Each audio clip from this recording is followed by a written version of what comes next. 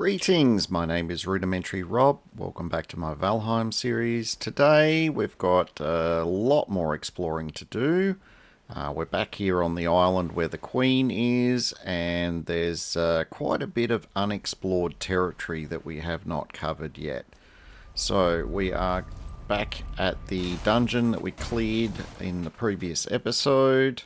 The one with all of those beautiful Seeker soldiers in it. So with everything already well underway here, I'm going to suggest you strap yourself in. Maybe some extra strength, fire-resistant pants might be in order today. And we'll see what kind of mischief we can get up to.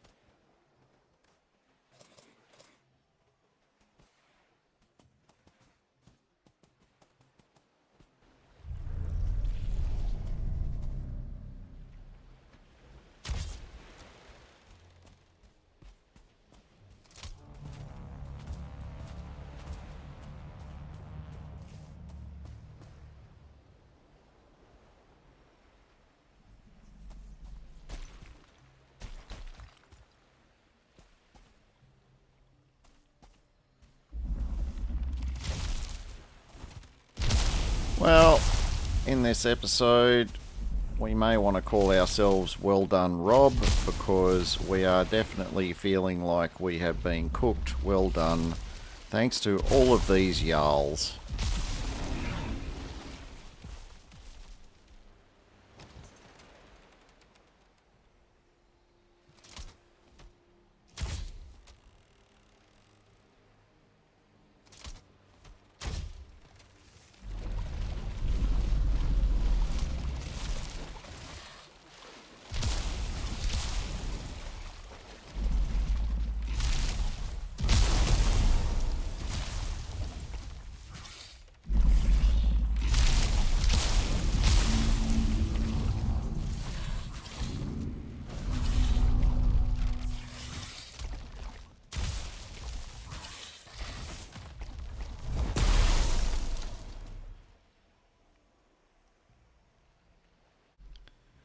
Now, for our explorations, I was worried that all we were going to run into was Jarls. Now we found some Diverga, and we thought, hey, that's nice. And then we found the familiar stomping of a soldier. So, you know, we're thinking, oh yeah, just a soldier. Yeah, no worries. Oh, yeah, okay. Another one-star soldier. Alright, well, we better put our man pants on and get our heavy duty helmet going and see what we can do about this fella.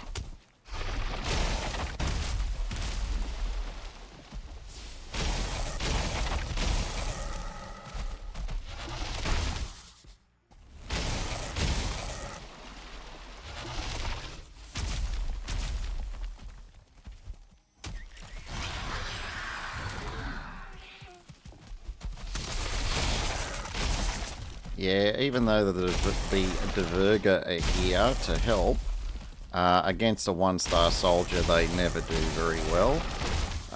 And the addition of that extra Seeker, I thought, there's probably another one or two waiting in the wings. I'm just going to use my bone mass just to make this go a little easier. And by a little easier, I mean every time I get punted across the field, I've got, you know, less concerned about how much cumulative damage I'm taking. Even through bone mass, we are still taking a fair bit of damage. Mostly because with bone mass I'm less concerned about actually blocking the attacks. I'm far more focused on just wanting to kill him ASAP.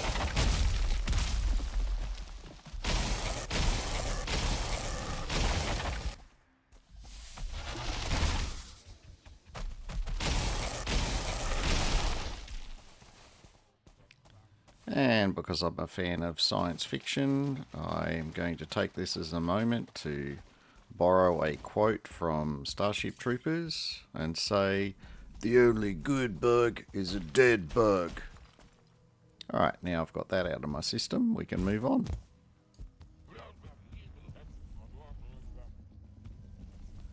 And here we have a wonderful example of Rudimentary Rob's rudimentary ability to climb stairs. We've come up here because we heard the telltale rumbling of a Jarl, and I was kind of thinking maybe we could get him to come over and say hi, but I waited there for a good 5 minutes and he never showed up. So we've run back downstairs and I've noticed this rib cage here. So where you've got a rib cage lying down on its side, there is a reasonably good chance that you're going to end up with a skull. So we're going to have a bit of a look and see if we can find that.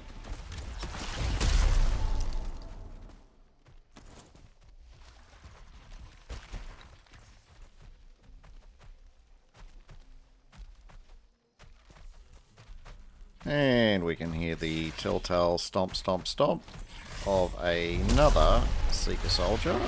So we still have about a minute of bone mass left. So given this one is just a vanilla soldier, we are going to see if we can push in close and do some heavy damage to his behind with our Mark III door knocker.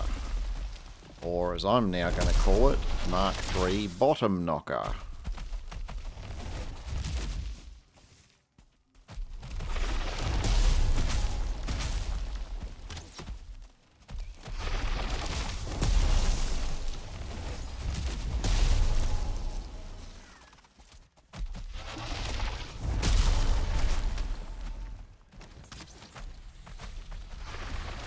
Yeah, I realised the using the bottom knocker there, well, getting a bit too close to those Diverger, and I wasn't quite ready to make them angry just yet. But then I've realised the Diverger seem to have that guy in hand, so I'm just going to let them have it. Pop down my portal here, and we are going to help ourselves to some soft tissue.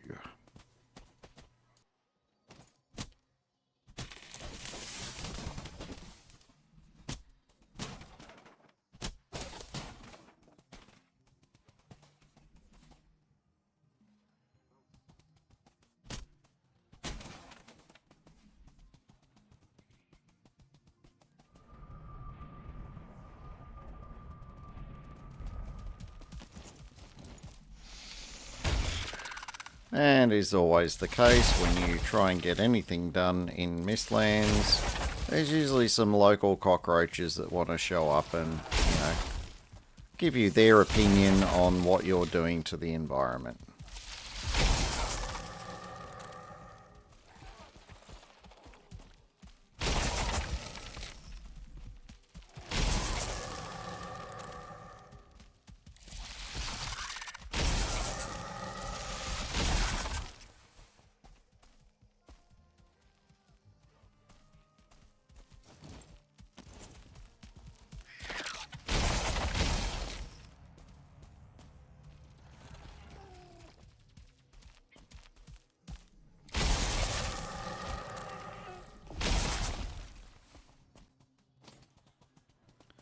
Alright, now we've finally got the place to ourselves. We're going to drop a chest so we can just get rid of all of this filthy loot that we've just picked up. And we're going to finally get round to having a bash at our skull. Now, for those paying attention at home, you would have noticed that this skull is basically levitating. So it's got very little or no contact with the ground. And when you get a mineral node like that, if you remember back when we were doing the silver nodes, You get any kind of a mineable, you know, node, and soft tissue qualifies. Once it has no contact with the ground, pretty much the first time you hit it, the whole thing's going to bust. So that is the world's easiest bit of soft tissue mining.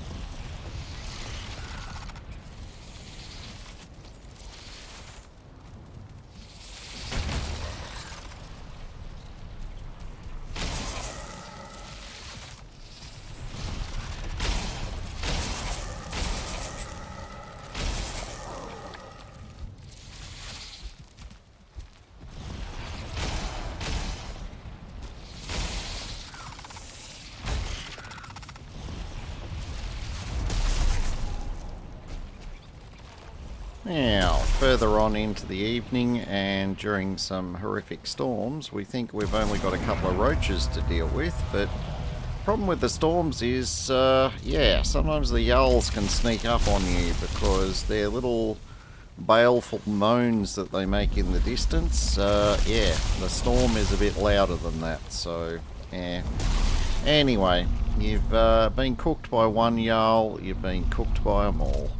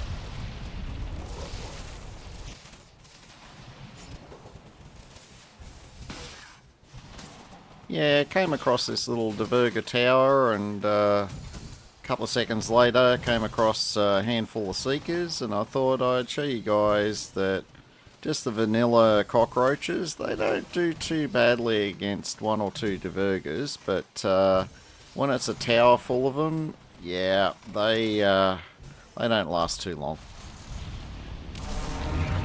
And just because you thought you didn't have enough yulls in your episode, here's another one.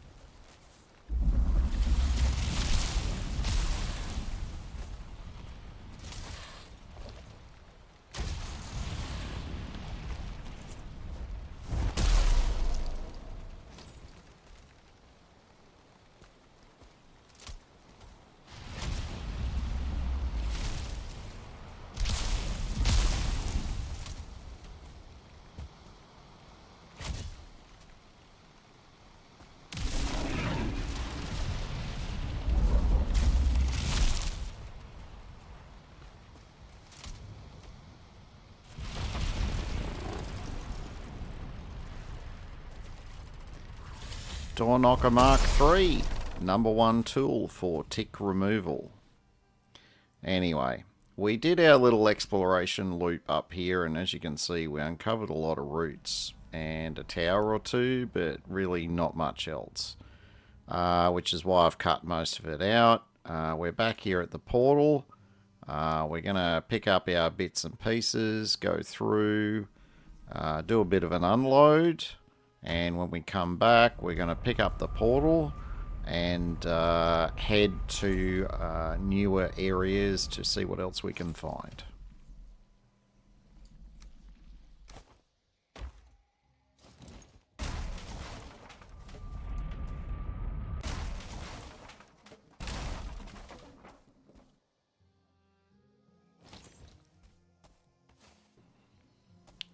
Well, that's a good plan after all, to, find shinier horizons to explore, but we've kind of explored the very edges of this island that the Queen is sitting directly on.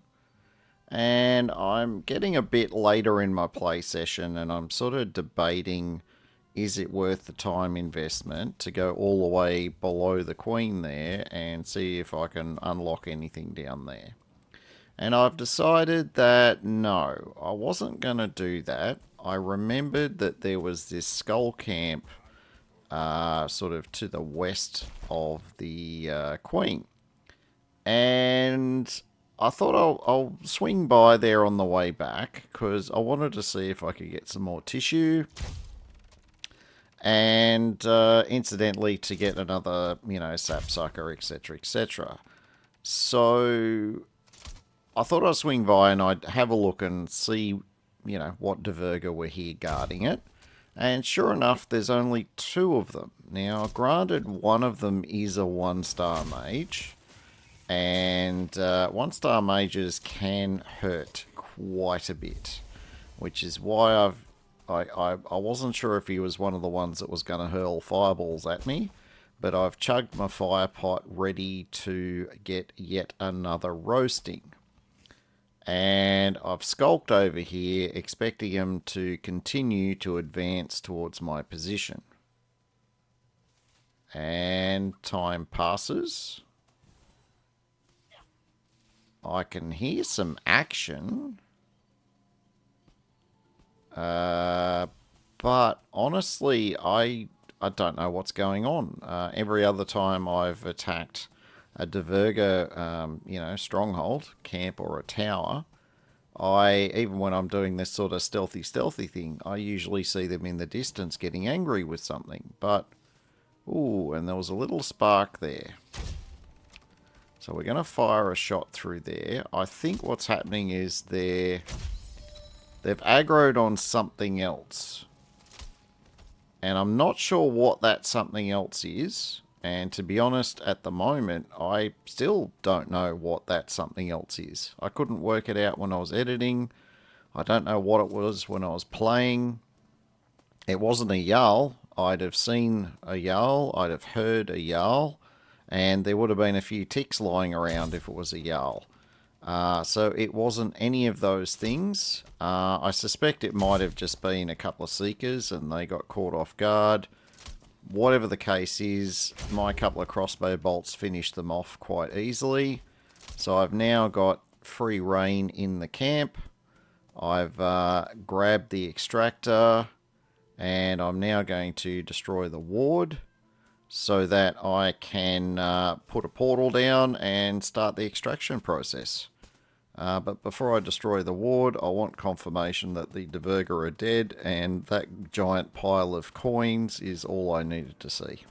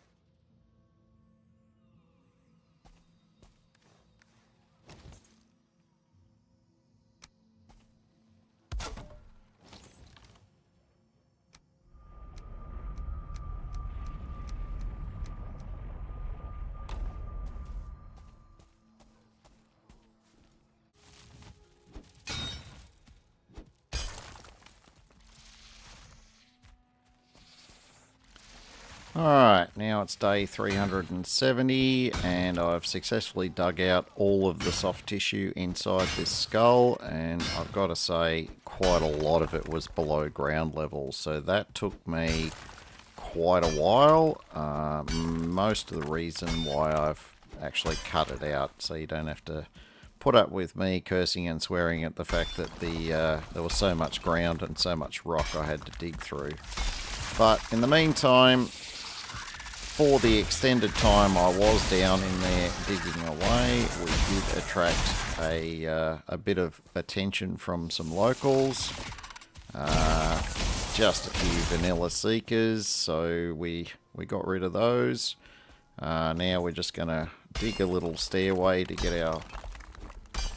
our butt out of this hole, and then we can mop up on the last couple of tasks that we have to do with clearing out this camp, because it's not just the skull that contains the soft tissue. These little boxes, they always have soft tissue in them as well. So if you're going to clear one of these camps, don't just do the skull, do these as well, and then you get the maximum benefit.